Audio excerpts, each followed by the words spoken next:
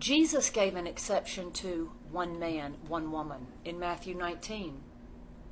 The non-affirming Christians used the passage in Matthew 19 to declare that Jesus stands with them in this debate. But they typically stop reading at verse 6. Let's look at what Jesus really said.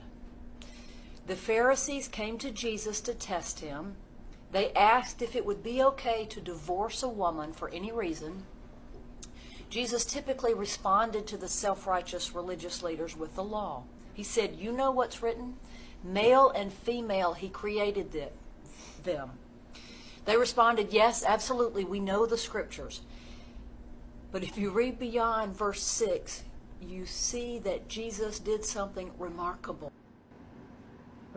Did he? You know where she's going with this. It's the eunuchs passage where Jesus says, some people are born eunuchs, some people make themselves eunuchs, some people are made eunuchs, some people make themselves eunuchs for the glory of the kingdom.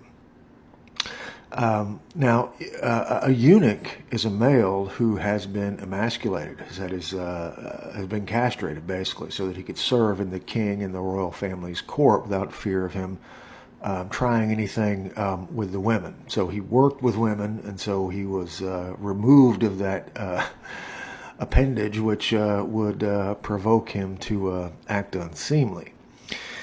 Now, Jesus didn't say that to the Pharisees, though. He said it to his disciples, because after Jesus had said that to the Pharisees, the disciples said to Jesus, well, it's better that we shouldn't even get married. Nobody should get married then if that's the standard, because Jesus just said you can't divorce your wife. You cannot divorce your wife, right? Whoever you're married to, that's how you have to stay married to.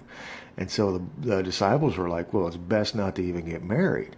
And Jesus says to them, I tell you this, you might think it's hard to understand, but there are some who are born eunuchs, some who are made eunuchs, and some who make themselves eunuchs for the glory of the kingdom. And Jesus is talking about marriage. He's not talking about gender identity or any of that nonsense. He's talking about marriage. The context is marriage, not genitalia and so forth. And he's talking to men about marrying women. That's how Jesus defined marriage. A man marries a woman.